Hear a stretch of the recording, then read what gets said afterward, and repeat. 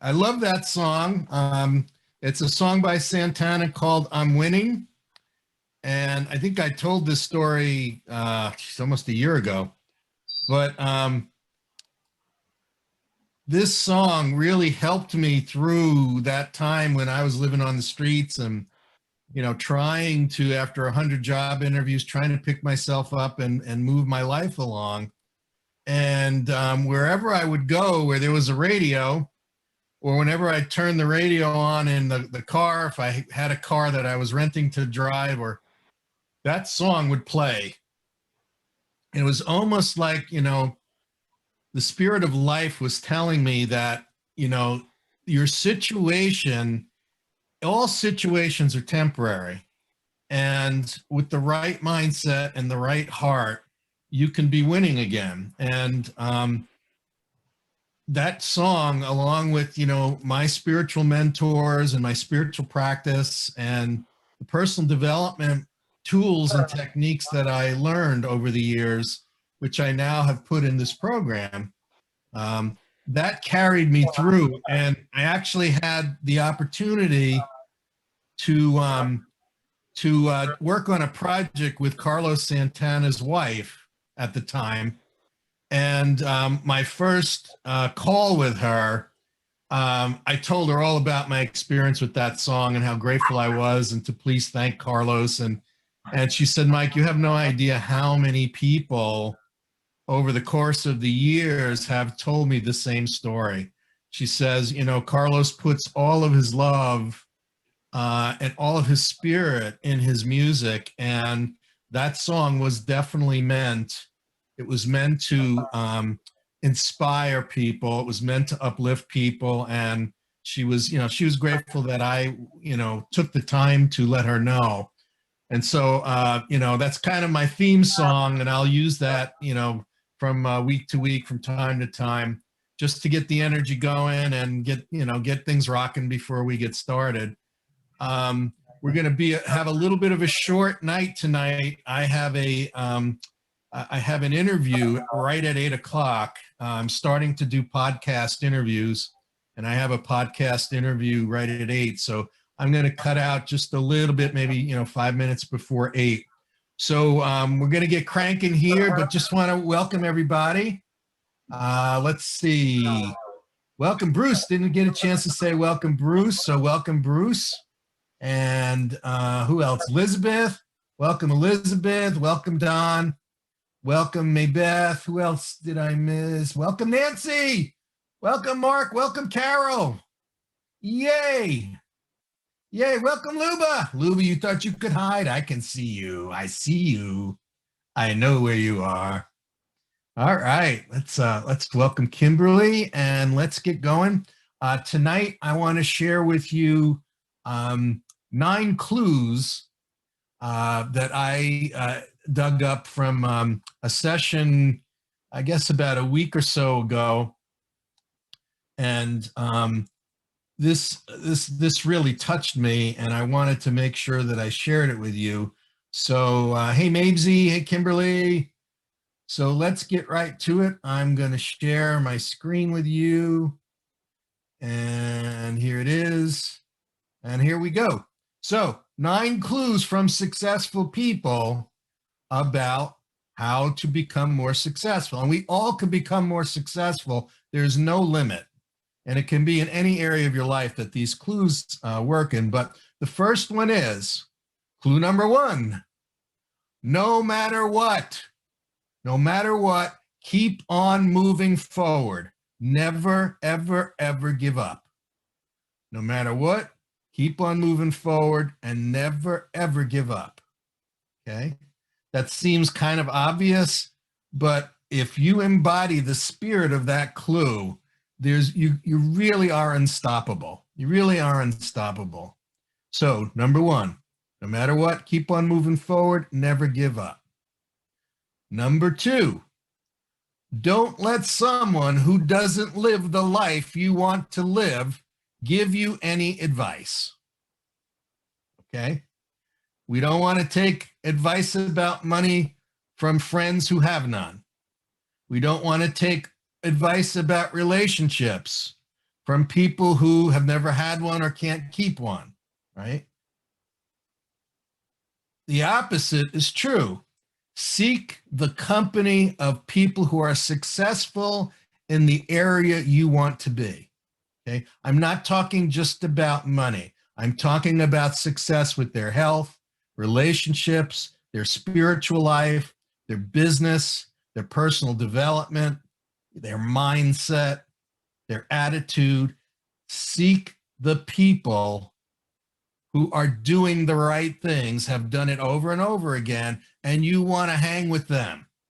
You want to be with them. You want to talk with them. You want to ask them questions. You want to seek their advice, because success leaves clues. Success leaves a trail of breadcrumbs that we can follow. And if we model what successful people think, say, study, and do, and I put that word in there purposely, study, because one of the things that successful people do is they never stop learning. They never stop seeking more information, more answers. They never stop growing and practicing. Okay, so do what successful people do and hang out with successful people who are successful in the area that you want to be.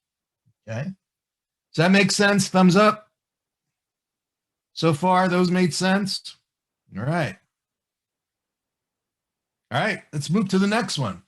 Don't settle. Don't settle for just an okay life. Okay.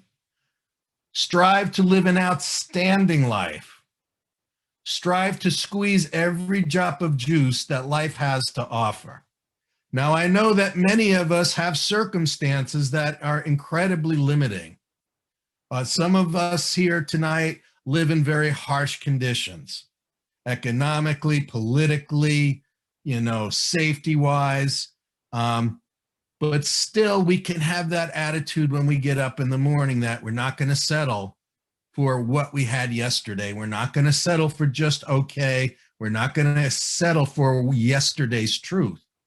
We're going to strive to make the day as outstanding as possible and squeeze every drop of life out of it. Because you know what? We can never get that time back again. If we're wasting our time, we never get that time back again.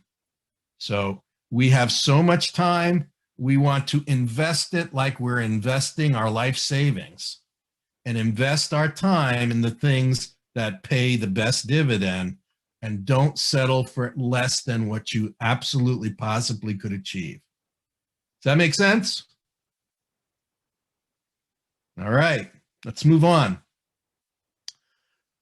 Okay, it's really important that we are looking at what we are doing, what we are thinking, what we are doing, and the results of those things, which is why, one of the reasons why I created the Daily Goal Achievement Mastery Journal, is to record in there our goals, our things we want to do, the things we don't want to do, right? And our progress and our wins and our dreams, right? It's important that we learn from what's working and do more of what's working, and figure out what's not working and do less of that. Now, that seems really elementary, right? We all know Einstein said, insanity is doing the same thing over and over and expecting different results. But whether it's in our personal life or our business life or our relationships, if we keep doing the same thing and it's not working, guess what?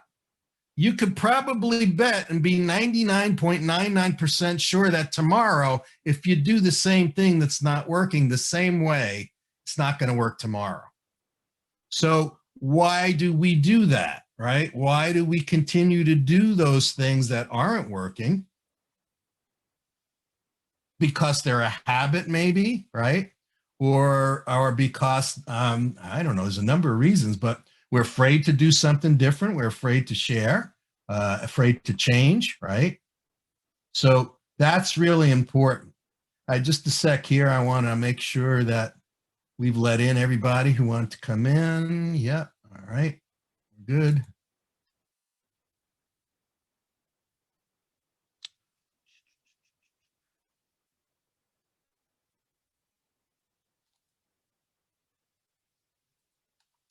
Okay, where were we? Yeah, this is important. So measure the results of your efforts, track it. Okay, continue to push to improve and grow your results. By tracking it, we know what's working and what's not working, and we can do more of what's working and we can do less of what's not working. That's also why in the journal, I put things to do, things not to do, and people, places, and things that support our goals, and people, places, and things that sabotage our goals, right? So if we are recording those results of what's going on in our life, we will be able to continue to do the things that feed our growth and success and continue to not do the things that sabotage it. Okay? Seems simple. It's simple. It's not easy unless we have a system and we do it regularly. We measure regularly, and then we act on our measurements. One of the things that, I found consistently when I was working with these big corporations, they would have departments of 5, 10 people measuring all of this data, right?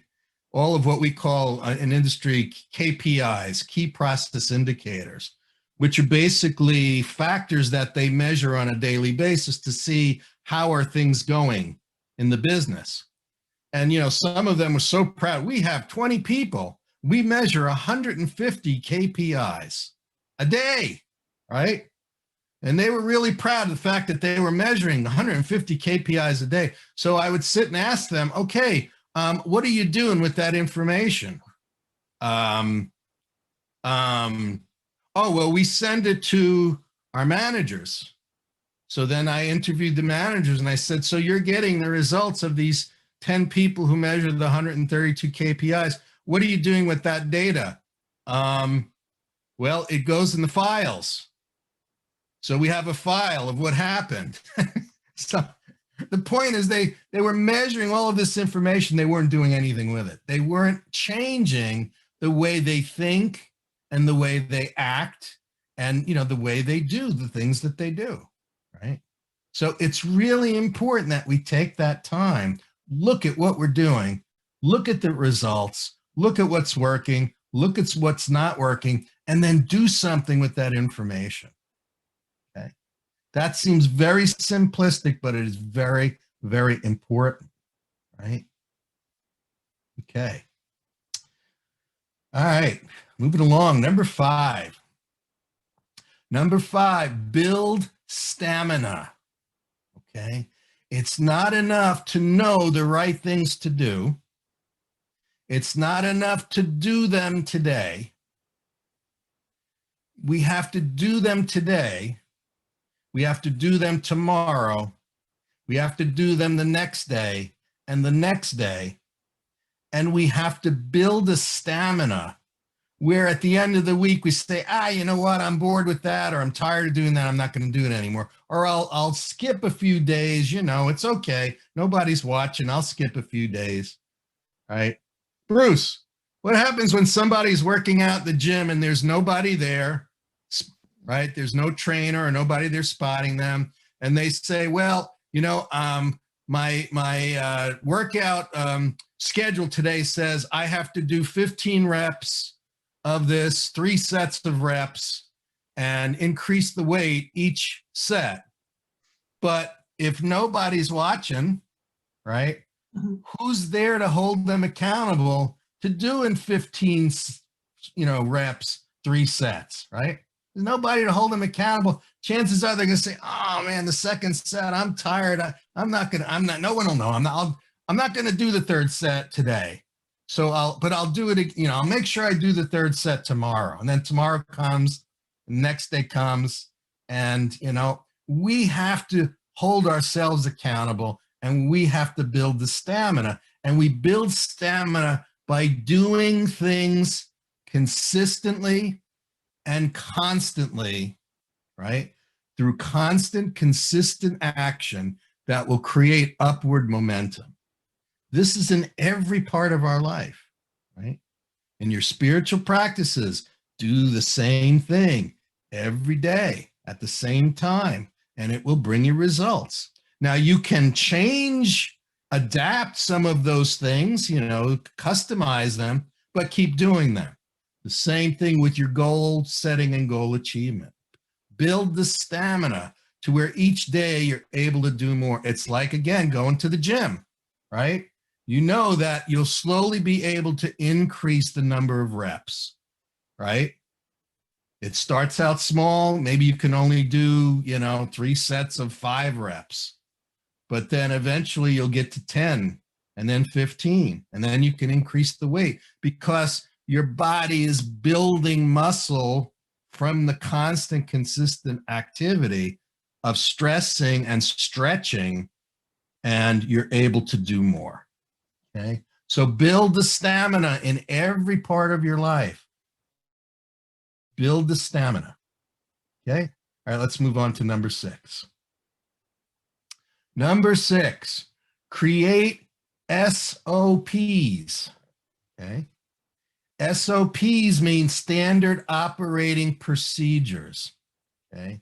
This means look at what you're doing on a consistent basis that's working, and then create these sets of procedures that you're going to follow consistently every day because you know they work.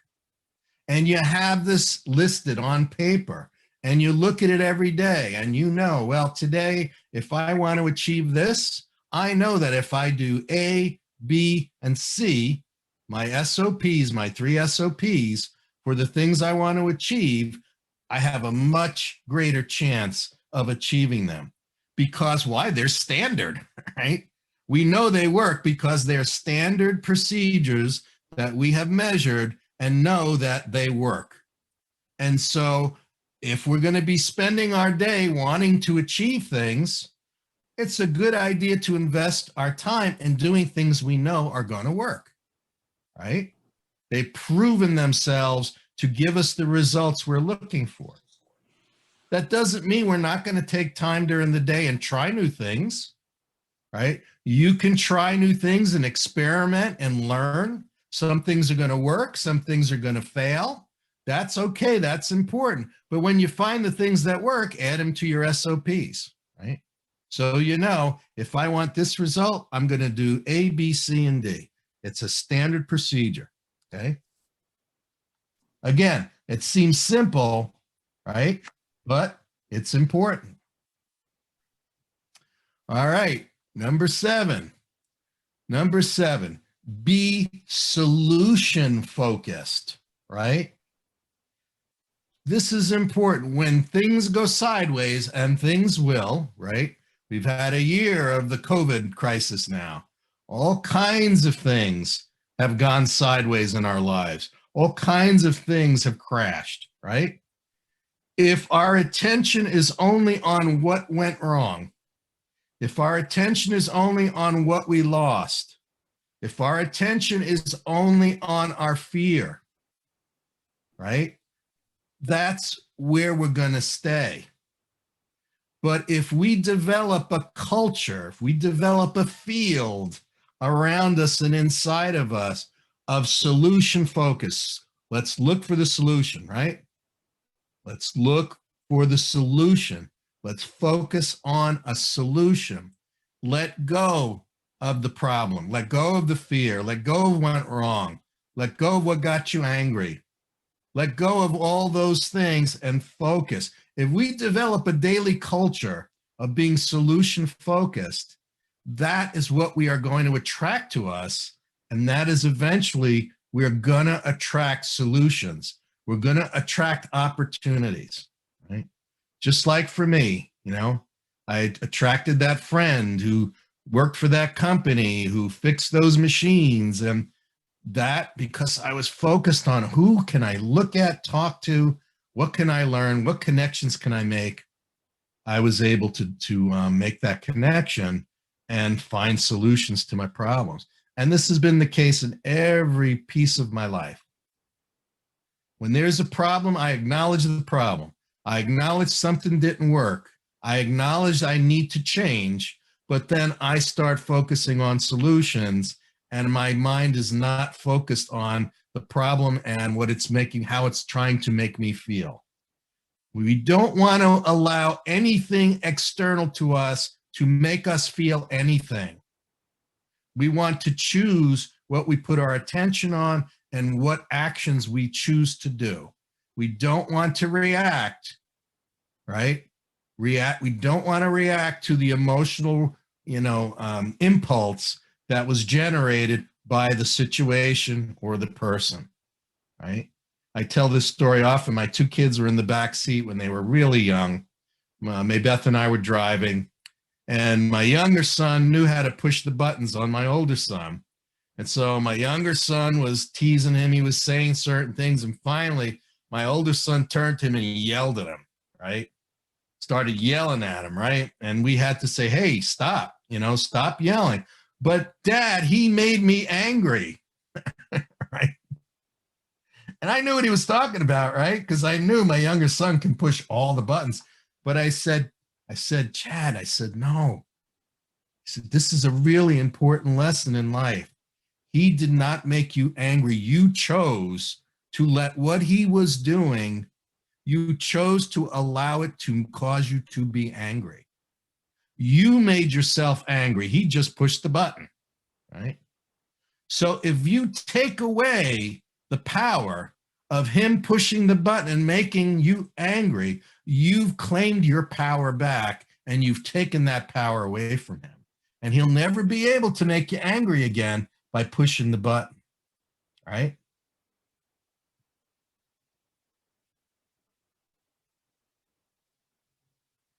So this is important. If we're going to be obsessed with something, rather than being obsessed with the problem, rather than being obsessed with the fear, with the paranoia about the situation we're in, get obsessed about finding a solution and going forward in your life, right? That's what we want to be obsessed with. Don't allow the situations to push our buttons and cause us to react. Choose to act in a way that will bring a solution to you. I don't know why the red line showed up here, but I must have pushed the paint button in there now when my cursor was painting, but that's okay. All right, number 8. That's good. We're moving right along because now we want to have time for questions and discussion. So number 8, manage your time. Don't let time manage you. Manage your schedule. Don't let your schedule manage you. Okay? That's why we talk about in the journal about managing your to-dos and your not-to-dos, right? In the not-to-do section, look at all the things that waste your time or that take up time that you could be spending to be more productive, and choose to act differently. What the things that you could change that will give you more time, find out, is there some way for me to automate it? Is there some way for me to delegate it? Or is there some way for me to reschedule it so that I have the time to do what I need to do? And part of managing your time, part of us managing our time successfully is being really, really honest, right? Being really, really honest. Did it really take 3 hours for you to do a certain task, right? When it really could have been done in a half an hour. But you were having a lot of fun doing the task, and you were on a call or a Skype call with someone, and it started out with a real clear purpose and goal, but then it kind of just disintegrated into gossip and into just having a good time chatting, right?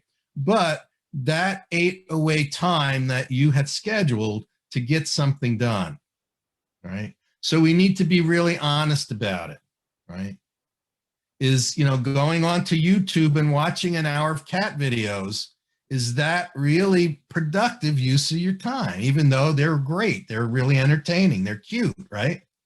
But an hour of cat videos, that's an hour you could have been investing in doing something productive. Now, I'm not saying that you have to be a slave from, 7 in the morning till 7 at night, pushing, pushing, pushing. You want to allow yourself breaks. You want to allow yourself entertainment. You want to allow yourself time to laugh, time to feed yourself, nourish yourself, time to take breaks, time to contemplate, time to, meditate, time to rest, but schedule it and be honest.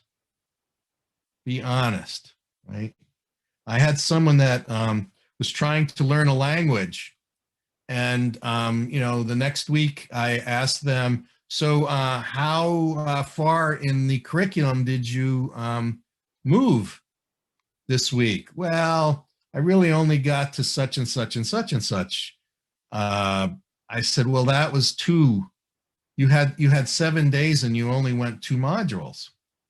How come? Well, I was running out of time each day. I was really busy. So I had her do the exercise that you all have in your 3 Keys to Your Crisis Comeback guidebook. Remember that guidebook? There's an exercise about listing what you're doing each hour of the day. So I had her do that. And then we came back the next week. I said, okay, let's go over that.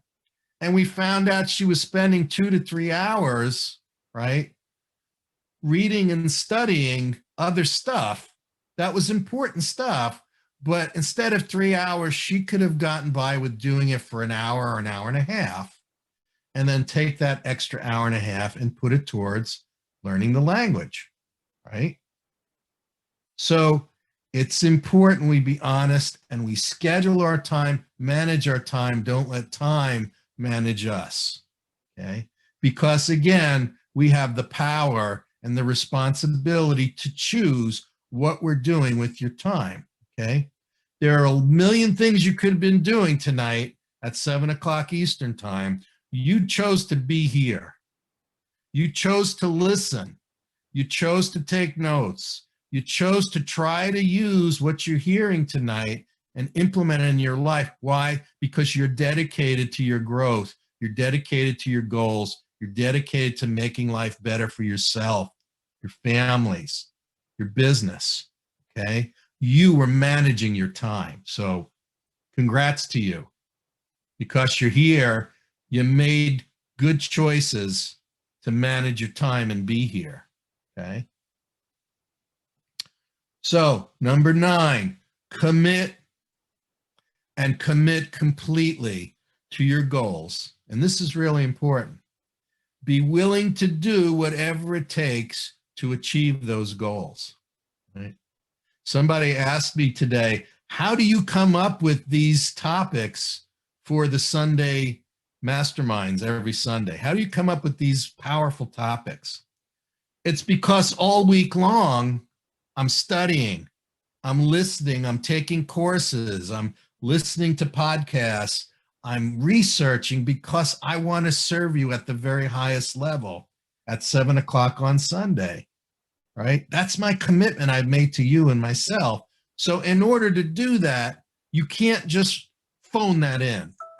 You can't just in the last 5 minutes say, oh, let's think of a topic here. Yeah, we'll talk about this, right? I would never do that to you. I would never phone it in. So I take the time every day. I read, I study, I listen to the people who know more than I do, to the people who are successful, to the people who are doing the things they've dreamed of. And then I come to you on Sunday, and that's what I share with you. I do it because I'm committed to helping you. I do it because I believe in you. I do it because I love you. And I know you'll do the same thing for yourself because you love yourself. And you want to grow. And you want to help other people by growing. So commit to it. Whatever it is your goal. Don't do it halfway. Don't phone it in. Don't last minute it in. Don't fake it. Commit to it completely and truly be willing to do whatever it takes to achieve them. Something every night we used to tell our kids at night, I love you so much. There's absolutely nothing I would not do to help you, There's absolutely nothing I would not do to save you if I had to. I would give my life. If they came to me and they wanted a kidney, I'd give you a kidney. If they came to me and said, the only way your son is going to survive is you have to give him your heart, I would do it in a second, because you can't be 50% committed as a parent. You're either 100% committed or you're not committed, right?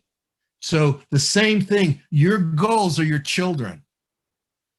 The quality of life that you want to have and you want to create and you want to manifest are your children, right?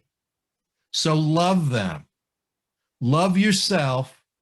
Love your goals. Love the things you're trying to achieve. Love the growth you're trying to experience, and be willing to commit to do whatever is necessary to achieve them. If you have that fire in your heart, I'm willing to do whatever it takes.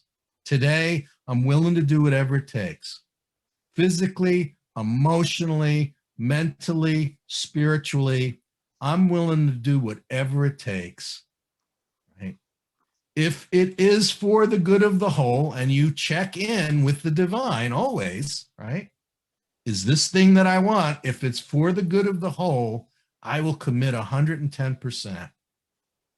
And if this isn't right, you'll show me the right thing anyway. So I might as well be having my boat in the water and putting my sail up and committing 100%, because I know if you want me to go in another direction, you're blowing the sail and I'll go that way. It's all right. But I'm going to commit to getting up and doing something today.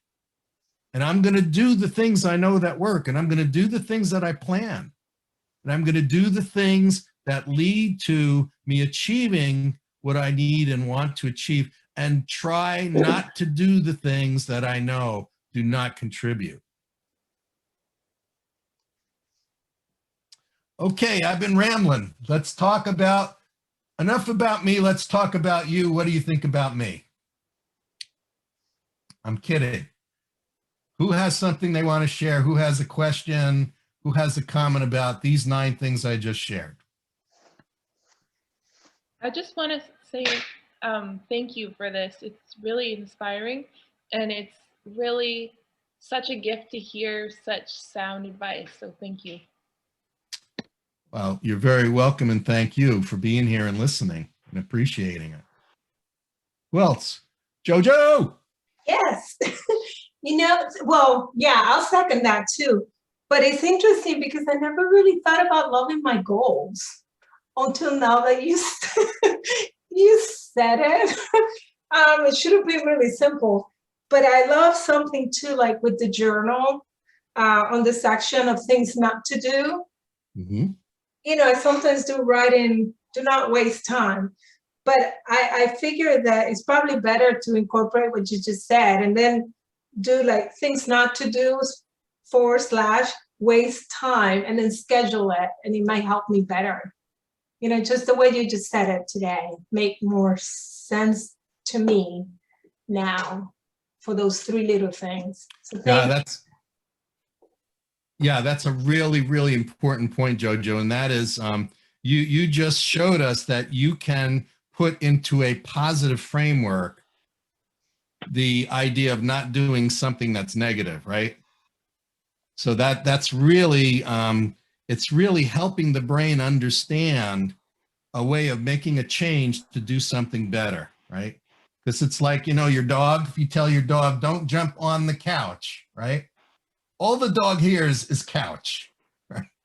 It hears blah, blah, blah, blah, couch, right?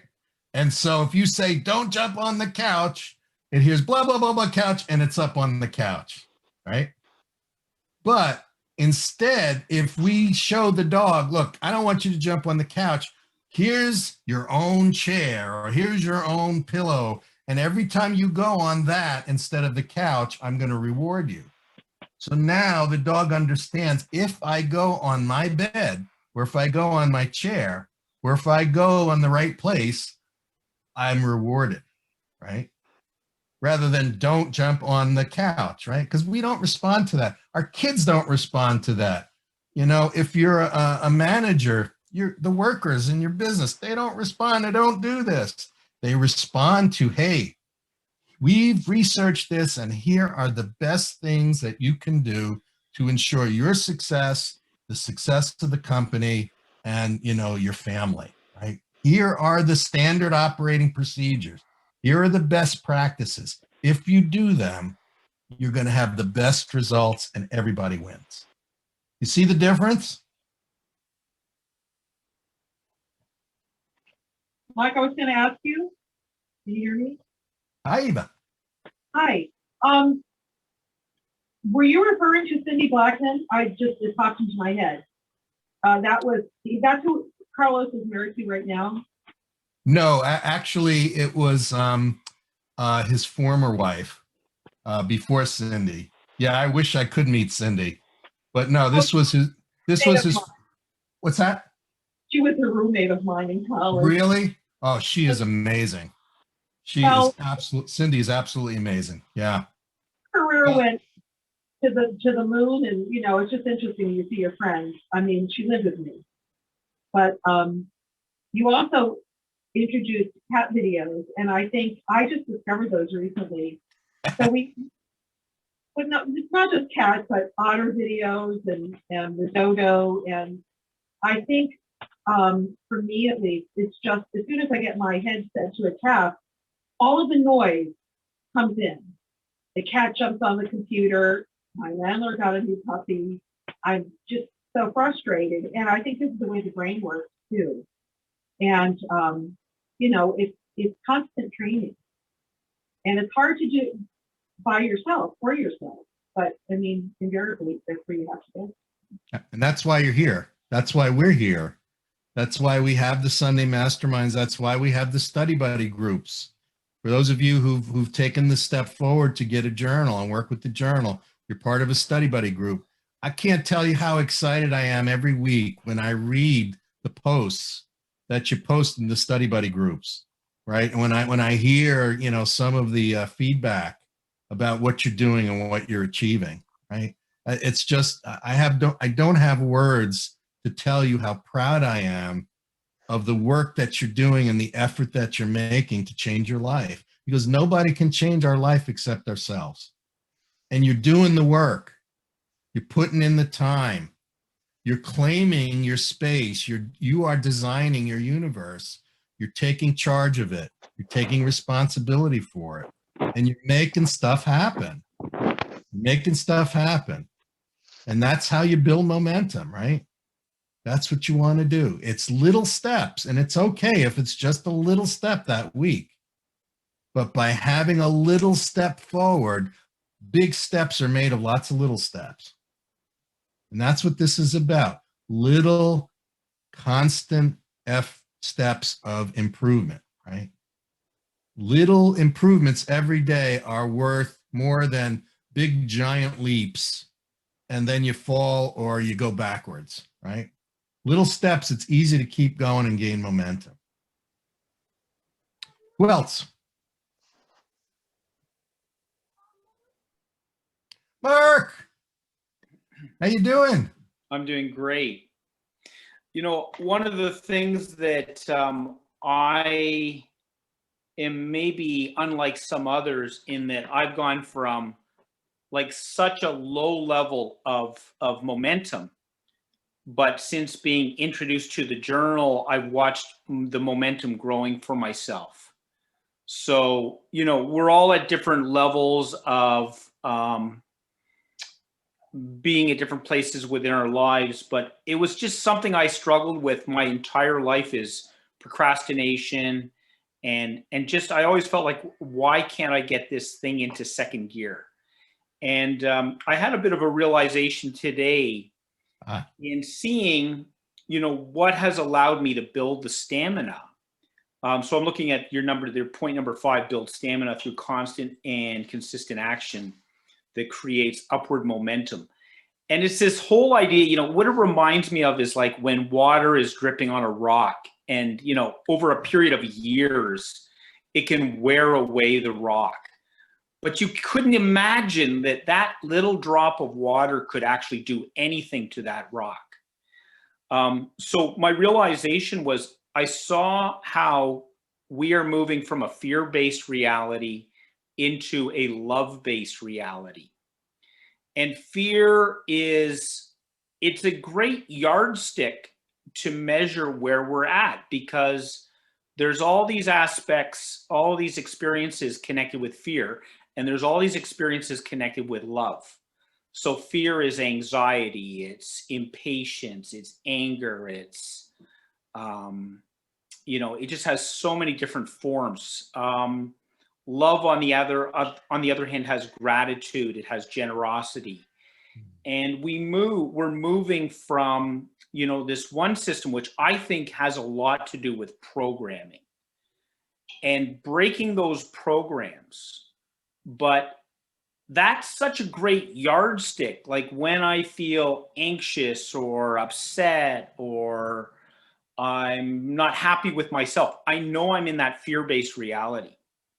And it's like with your journal, there's so much of that with affirmations and with, you know, the what you're grateful for, that move us into ever so gradually into greater momentum as we step more and more into this love-based system. So, you know, it's it's a little bit hard to see at first, but we actually we're like that drop of water hitting that rock, and slowly over time, we're breaking the programming. We're moving out of the negativity. We're moving into love, and we are recognizing the potential. You know, this potential is opening up for us, which is really, it's like, oh, I have to reevaluate everything, because now that I can do something, now that I've got some momentum, I have to look at the goals again and go, you know what, I need to shoot higher, because, you know, I can see I'm actually making headway. I'm actually moving forward. I've actually got my, you know, my Lamborghini into second gear finally. No, it's like, you know what, there's probably a whole bunch more gears here. Cool. Yeah, really important points, Mark. And, you know, the whole thing about procrastination, Mark's daughter, Zan, has a podcast, and Zan interviewed me a few weeks ago, and I posted that podcast in the email, and it's going to be going on the new website. But for those of you who open the emails that I sent on Sunday, if you open up the email, you'll see the latest podcast of Zan's that she interviewed me about procrastination. And we had a really interesting discussion about how procrastination can be caused by fear of failure, but it also can be caused by fear of success, because if we succeed at something, then now what? Now I'm going to have to keep doing, I'm going to have to keep moving forward. I'm going to have to keep taking risks. I'm going to have to keep improving. I'm going to have to keep moving out of my comfort zone, right? So a lot of times we procrastinate because either we're afraid of failure or we're afraid of success and having to move out of our comfort zone. So there's a philosophy that says, when you reach the shore, burn the boats. And now you're committed to being in the new world, right? So burn the boats each day. Be committed to trying something new. If it fails, celebrate. If it succeeds, celebrate, right? It may seem a little silly, but really. So if you get into the habit of celebrating your successes and the things that don't work out, your brain gets conditioned to, I'm not afraid of taking a chance and doing stuff, because I'm going to celebrate at the end of the day, right? Make sense? Jojo and then Don. It's interesting what Mark was talking. You know, tonight through the class, I've been holding this stone in my hand, and this rock, and the image of the water hitting the rock, it gave me this insight of a lot of the things through the journaling that I'm doing.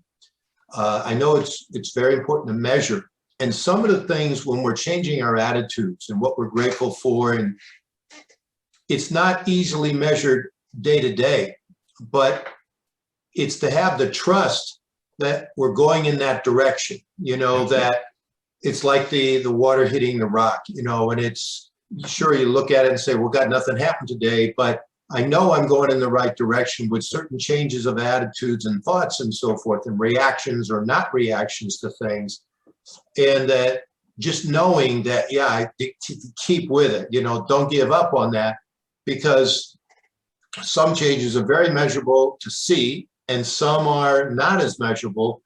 But you know, you have this kind of inner gut feeling, if you will, saying, yeah, this is what I need to do and continue to do no matter what. And so it was a great example, Mark, of just that, you know, the water hitting the rock. You know, it just, some things you just got to keep at and trust that you're going in the right direction. And you brought up a really important point, Bruce, and that even if you don't see a measurable change at first, at the end of the day, right? You still had a win because you did it. You checked off the box. And that is a measurable change. It's a measurable win from the past when we weren't in the groove of planning and doing and recording and measuring. So it's a win, even if you can't measure the win, but you did the action and you checked off the box. And it has absolutely affects the brain when we do that. So great point. Okay, Don, then Emily, and then we're going to wrap up. Don first. So Don, you're going to unmute. First, you unmute first. There you go. All right. Sometimes I put the cart before the horse. So, you know, you were talking about this thing about not listening to the advice of people who don't really know. That, you know, you need to listen to the advice of people who know. So I had this interesting experience this week, and then you told a story about your two sons. It kind of relates to both things. There was this expert that had been suggested to me by another expert that I knew, and who I wanted to get some feedback on my film process. And so I found this person, and we had a chat, and you know, I wrote to her recently and I said, say, would you take a look at this piece of writing and give me your, you know, feedback on it? And she said, why don't you join my organization? I'm part of this organization where all these filmmakers come together, and, you know, it's kind of a support group or whatever. I said, yeah, sure, I'll do that. And then I posted, she said, yeah, and post your thing in the area in works in progress. And then people, you know, I will give you feedback, and then probably some other people will give you feedback. So the first, you know, I posted it, and then a couple people left comments that upset me. You know, it was sort of like, it bugged me because I had spent a lot of time kind of composing this thing, and what I wrote was actually kind of a breakthrough, something that I had been, you know, working on for years. And I got the thing and I put it up, and then I was like, these people don't know me. They don't know what my, you know, my project is about. This, you know, I had all these attitudes about it. I had this one friend in New York who's my accountability buddy. We're both filmmakers, and I called. We usually meet on Friday. I called her on Thursday. He said, "Hey, can you talk? I'm having an issue." We didn't get to talk, but what I wound up doing was the expert person who was, you know, kind of the leader of this group. I sat down and I answered her critique. And in doing so, the thing got even more clear. It's kind of like the things that the people had give me feedback on, you know, it was sort of, you know, this is like my baby. You know, you're telling me that my baby has knock knees, or, you know, her teeth are crooked, or, you know, so I have a very kind of parental protectiveness of this thing, which is, you know, alive and growing. And, but I was bugged for like, a day or whatever. It upset my apple cart. But I sat down and I started to write in response to what this woman had said, and I put it out there. And then I get a message back. Now that's more like it. Now I understand. So it's kind of like the discomfort and the poking from, you know, the other two people, I was not, it was like, they don't know me. At least I have some kind of connection with this individual. Yeah. But it turned out to be a good thing, and the piece of writing that came out of that conflict turned out to be something much stronger than what I could have imagined. Yep. So, I did allow somebody to make me uncomfortable, whatever. But I took the discomfort and I did something about it. It's Exactly. like I did the jujitsu. Yeah, you used it. You used it to improve. You used it to improve rather than allowing it to pull you off the process of achieving the goal. And that's exactly what we're talking about. Thank you. Yeah. Thanks. Yeah. Use the discomfort. Okay, Emily, it's going to be the last one. Hey, thank you. We have time? Yeah, time for Okay. just one more. Okay. I wasn't even sure if this related, but it actually is a similar experience to what Don is talking about. I've just found lately that I've been going through a lot of change personally, and it really all started with the journal in a lot of ways, as far as this recent, kind of sense of transformation.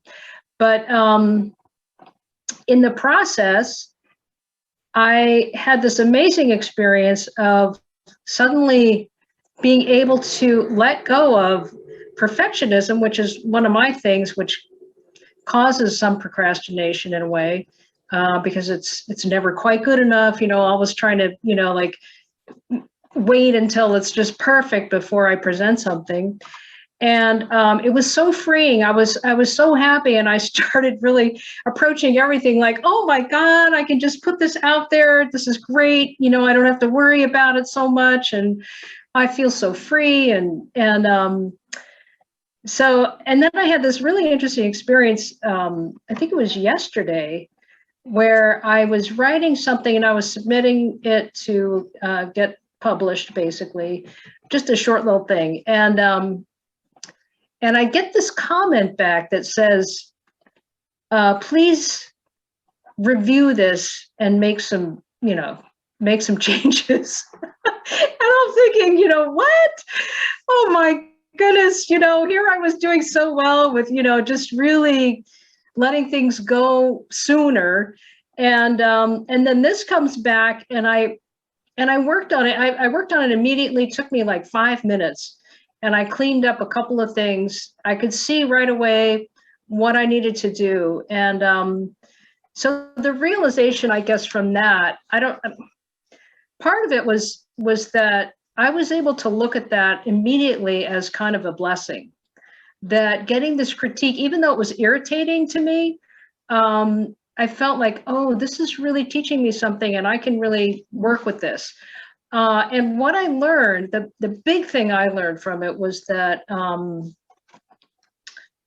these qualities that we're kind of, playing with, changing and working on, in some ways, there are reasons why we carry these qualities with us, or these approaches that we have, and that they have benefited us in many ways. And in my case, anyway, I realized that as far as perfectionism goes, at this point now, I have the freedom to choose if I'm going to apply that in a situation or not. Like sometimes it's really necessary, and a lot of times it's not, so that was really cool. I love that.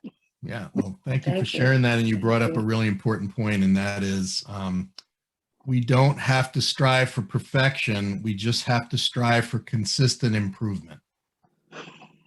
Okay. So we can do our best each day and put it out there.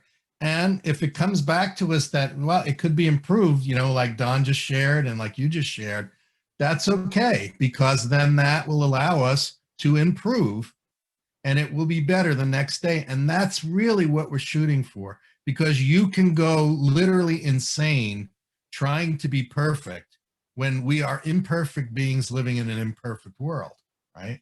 And you can have what's called the analysis paralysis, where you just continue to say, I'm not putting this out until it's absolutely perfect.